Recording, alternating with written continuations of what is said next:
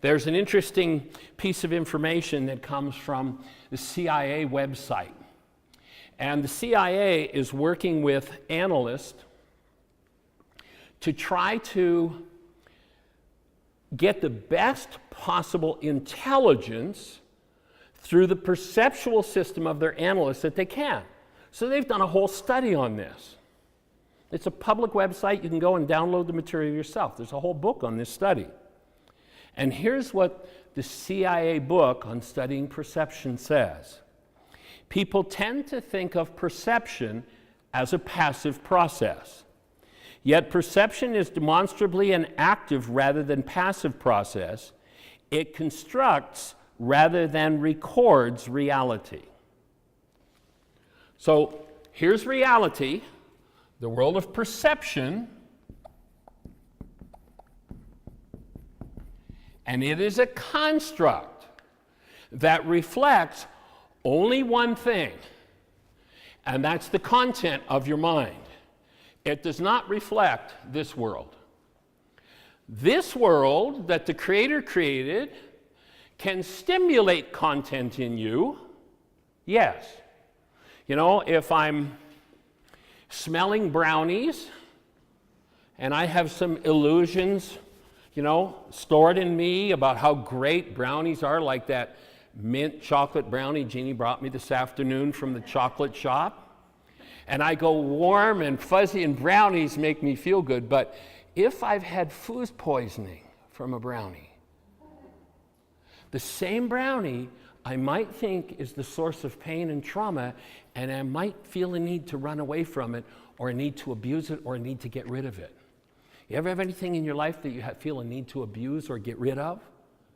Well, those things are your greatest gift, because they're the things that show you the thought system in you that needs to be threatened and needs to be taken apart. And most people live in terror at the destruction of their thought system because they think their thought system, based in hostility or fear, is life itself. And there is no life there. It is a pretense at life.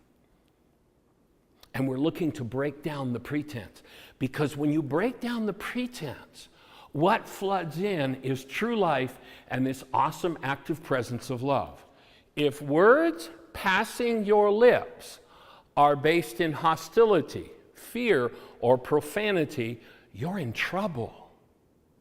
Because you think that what you're seeing, you're looking at through a pair of windows that you see out there. You cannot see anything outside of you with your body's eyes. All you can see are the pictures painted on the inside of your eyeballs.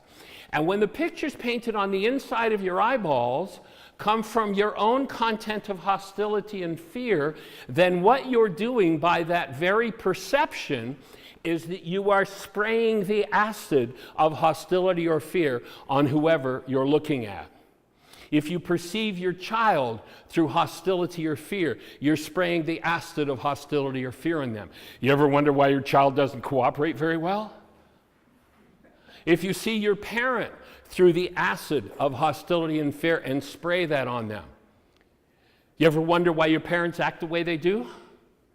If you spray that on someone else, the first place the hostility or fear is sprayed is in yourself.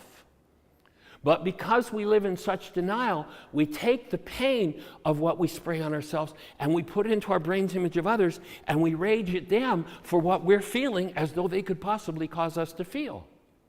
So I smell the brownie.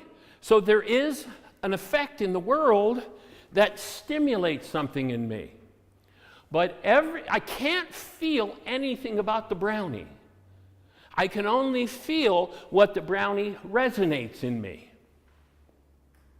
And always what I'm feeling comes from either the world of false perception, and therefore there's some form of hostility or fear, and I'll use the words of hostility or fear, or it comes from the world of the presence of love, and I'll use words based in love. They're the only two choices you've got. And any time that you pretend that somebody else is responsible for the words you're using, you're living in a lie. And the problem with living in a lie is wherever you hold that lie energetically, you're killing the part of your structure that you're holding it in. And so let's just keep in mind, the world is false perception.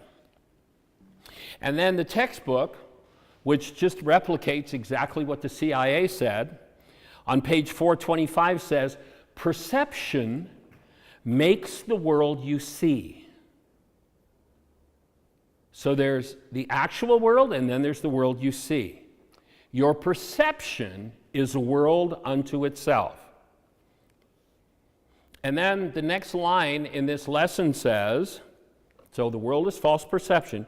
It is born of error and has not left its source.